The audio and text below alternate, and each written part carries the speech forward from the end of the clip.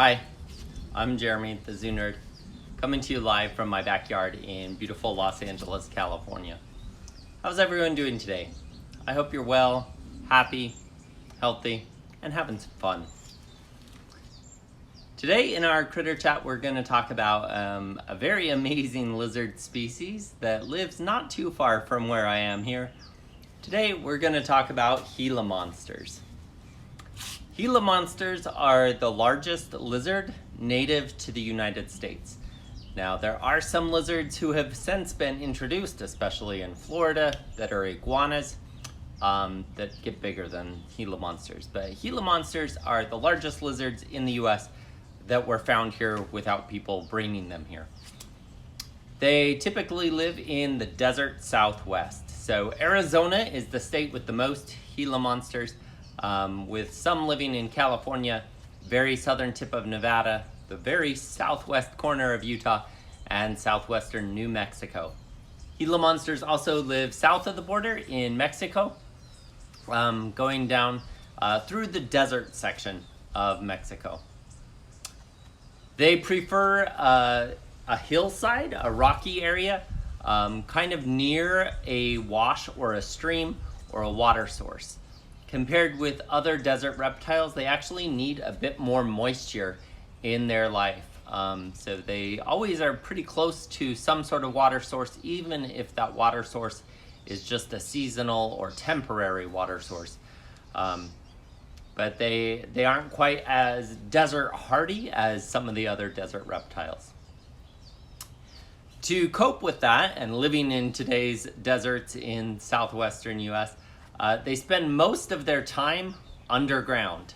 It's estimated that that's between 80 and 90% of their life is spent in a burrow under the ground.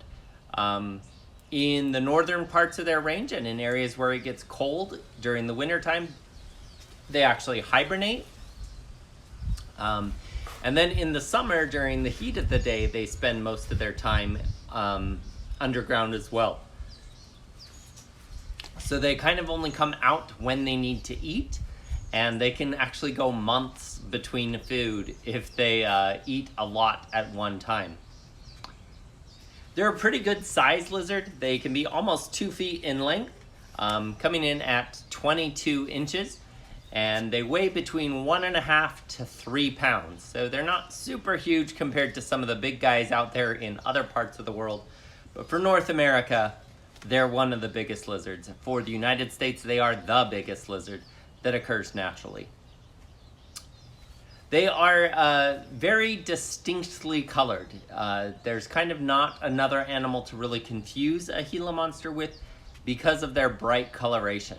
So they are have a lot of black, and then the other color kind of varies depending on the individuals and the range in which they're found.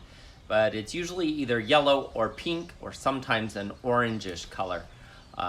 Most of the Gila monsters I've seen in like zoo settings have been pink and black, like the ones I posted earlier today on Facebook and Instagram.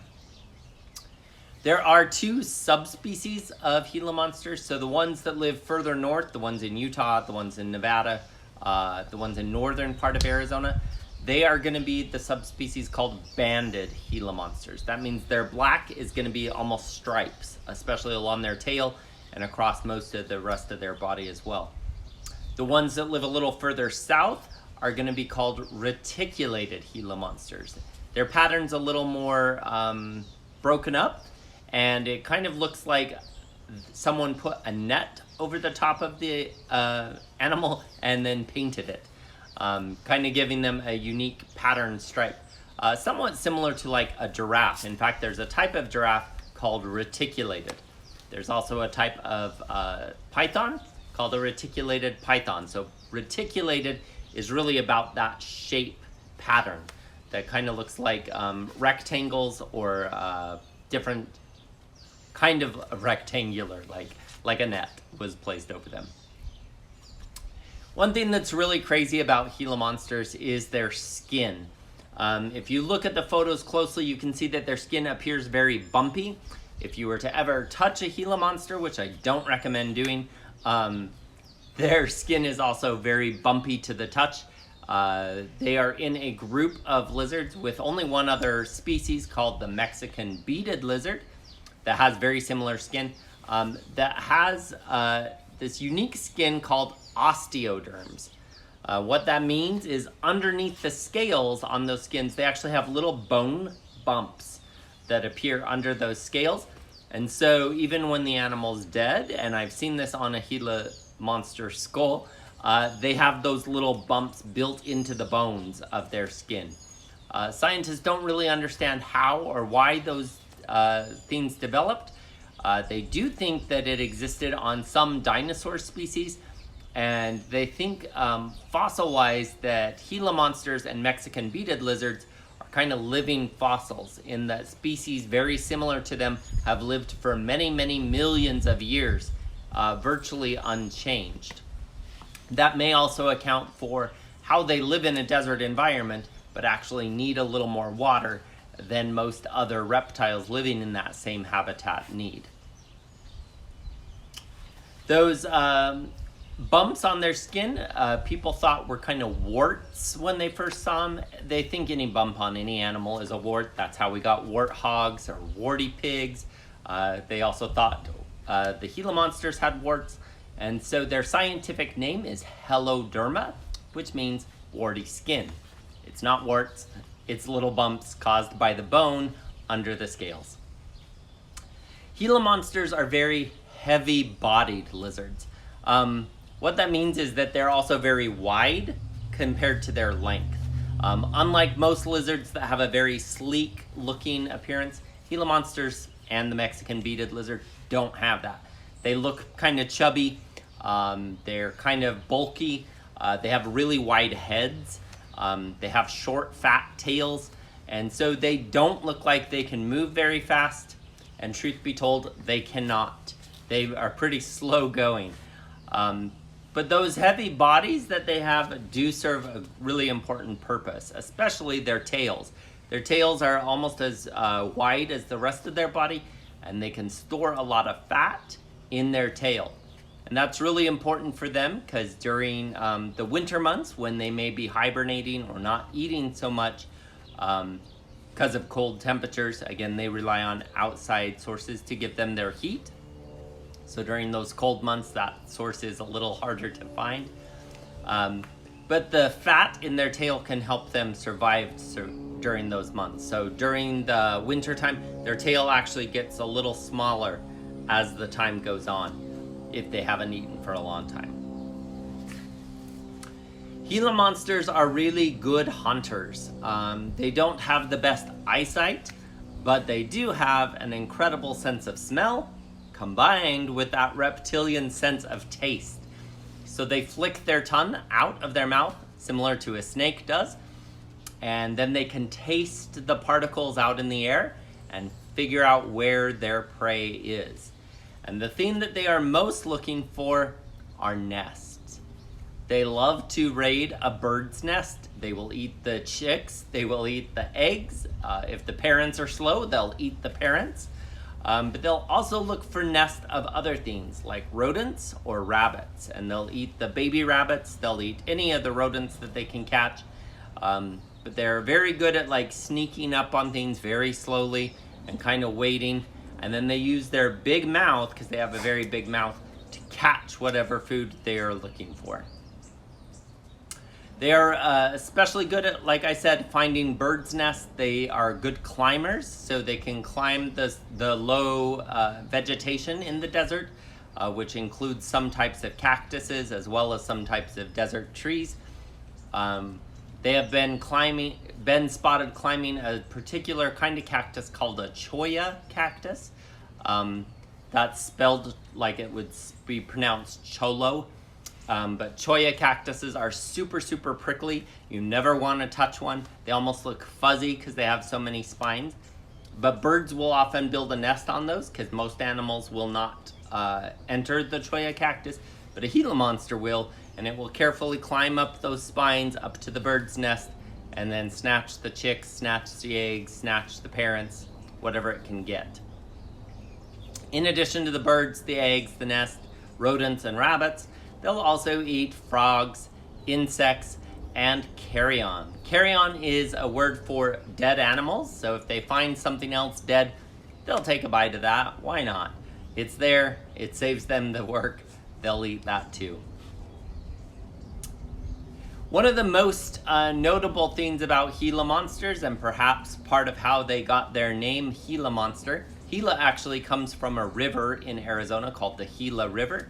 That is the area where they were first observed scientifically. And people thought that they were kind of a special monster or very scary because when they're threatened, the first thing they'll do is they'll open that really big mouth and they'll hiss. That's their warning to back off. So, hey, buddy, I'm warning you, back off, leave me alone, is the first thing that they will do. Then they'll try to back up. And if something is bothering them, say it's a coyote's bothering them, they'll first warn and hiss. And then if the coyote continues to bother them, they're going to use their best defense, their mouth, their big mouth, with big teeth to bite back. And with their teeth, underneath their bottom jaw, they have venom glands. So those produce something called a neurotoxin, which is a poison that affects the nerve endings, especially in mammals, but also in birds. And scientists don't think that they have this to help them hunt because they pretty much eat smaller things, that just the strength of their jaw can usually kill those animals. But that their venom is actually a defense against bigger things that may try to bother them. So let's go back to our scenario with the coyote. So if the coyote's sniffing around and the Gila monster hisses and makes a warning, and the coyote's still sniffing along, the Gila monster may clamp down and bite the coyote.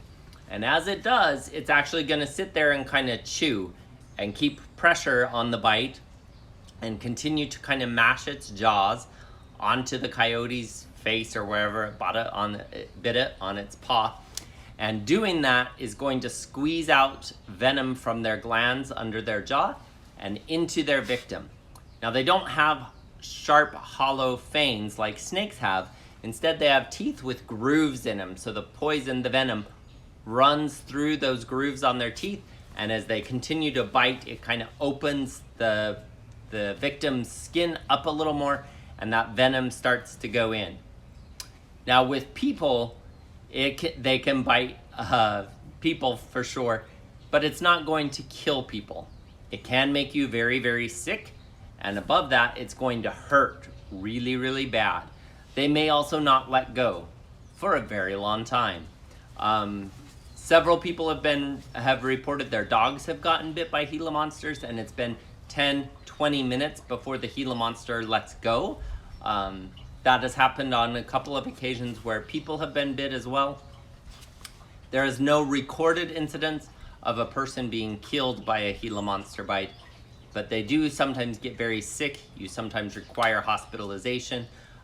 It's going to hurt for months. It's very painful in the area you get bit. So if you see a Gila monster, avoid them. Don't get bit.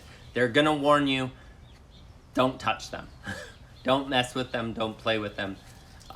Most people who have been bit have been guys who've been bit on their hands. They're trying to play with the lizard. The lizard doesn't like it. The people get bit. With Gila monsters and their special toxic venom, there is no anti-venom. So if you go to the hospital and you got bit by a Gila monster, they're going to give you an IV, they're going to give you some fluids, they may give you some pain relief, but there's nothing to reverse the poison. That hasn't been developed. It probably won't be because it's not lethal. And so science is going to use their resources to develop anti-venoms that work better with very venomous snakes, and not worry about spending the time or the money or the research to figure out how to make it for Gila monsters. Plus, it may not be available even if they do try to figure it out. So if you get bit, it's going to be a long, painful journey, but you were warned by the lizard, and they're pretty slow, so they're not going to really attack you. It's best just to leave them be. If they are biting something that is maybe bigger than them, say they're out hunting and they come across a mama rabbit with her babies, and they try to eat the babies, and instead they bite the mama rabbit, who's kind of bigger than them. They'll sometimes try to flip themselves over, kind of like a crocodile will try to roll, because that kind of gives them a little more leverage on their victim, and it also helps mash in that venom that they're secreting from their teeth, possibly into their victim. They can sometimes kill and eat adult rabbits. That's probably about the extent of the biggest prey that they would go after, so they're not going to really go after anything bigger than that. With Gila monsters and their breeding, they kind of come together in the springtime and maybe early summer. Occasionally, multiple males will come across a female who's looking to breed at the same time. If that happens, the males will wrestle each other, and the biggest, strongest male usually wins the breeding rights to breed with that female. Afterwards, she's going to take a couple of months, and then late in the summer, she's going to dig a little hole and lay her eggs. Her eggs are pretty big. They're almost the size of a chicken egg. They're about 2 inches long, about 1.25 inches across, so about the size of a smaller chicken egg, and they're leathery, so they're not going to have a hard shell. They're going to feel more like a baseball glove, kind of. And she's going to lay between 3 and up to 12 eggs. And bury them a little bit, and then she's out, she's done. And those eggs are gonna sit underground for quite a while until early in the spring of the next year. So through the winter, they sit underground, and then they'll hatch in the early spring, usually like, depending on their range, that may be February or March.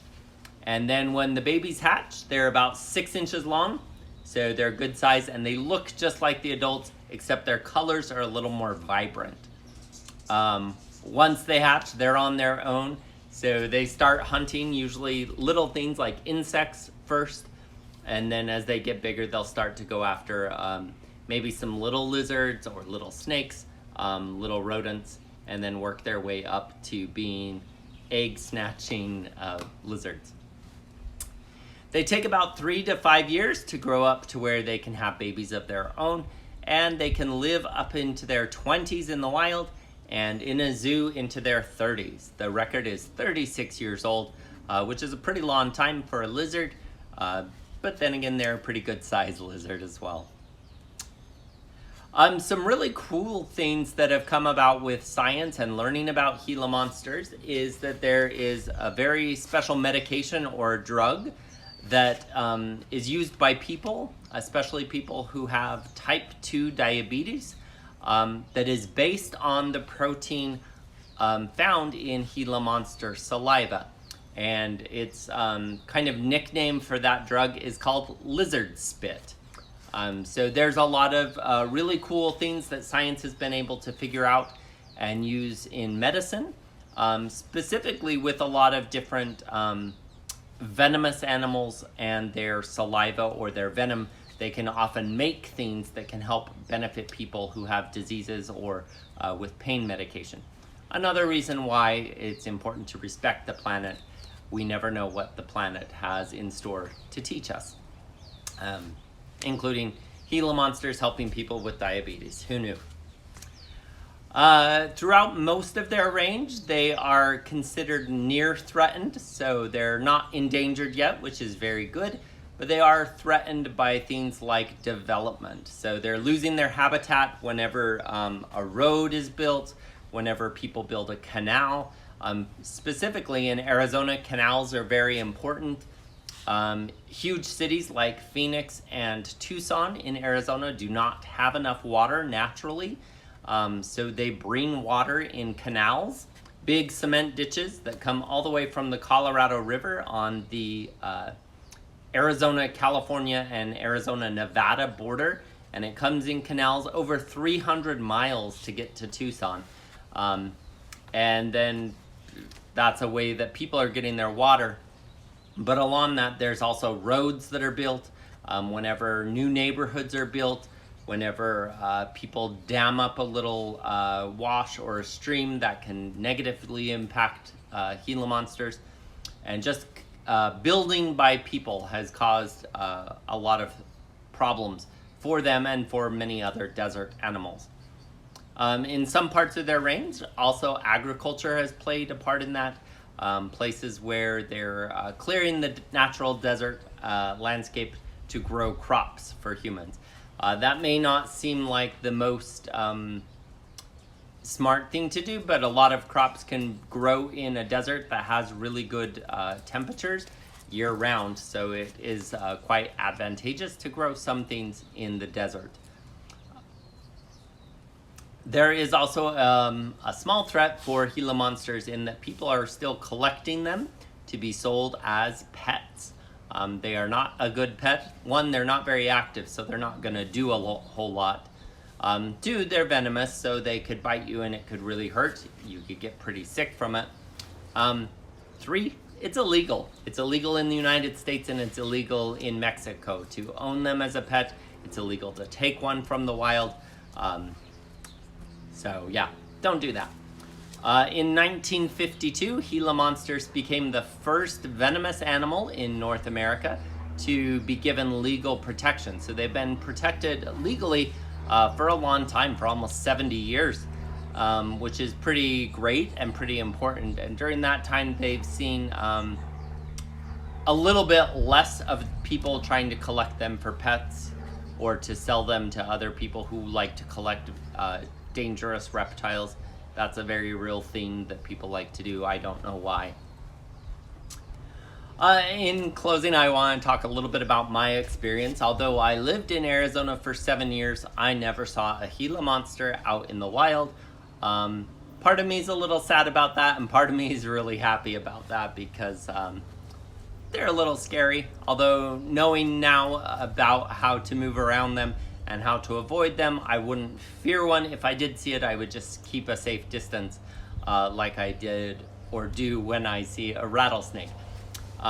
During my time at the Phoenix Zoo, which is where the photos that I posted earlier today were taken, when I worked in the education department, one of the things I would do is on the day that the reptile keepers would feed the rattlesnakes who lived right next door to the Gila monsters, they would also feed the Gila monsters.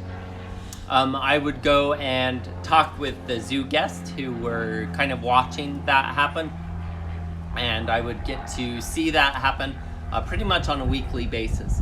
And one thing that always was interesting to me is as they were feeding the animals, they would also use either a spray bottle or sometimes just a little like watering can and pour some water over the Gila monsters. Again, that's to help the moisture in their skin. Because they're kind of a fatter lizard with a lot of skin, they lose a lot of heat or a lot of moisture through their skin very easily. And moisture is very important to them, so they always had to make sure they gave them a little extra water in addition to what was there for the Gila monsters to drink.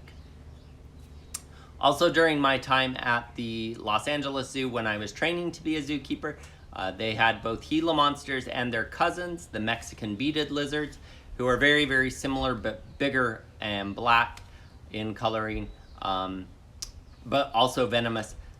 They had both those species at the LA Zoo, so I got to see the keepers feed them and interact with them a bit as well.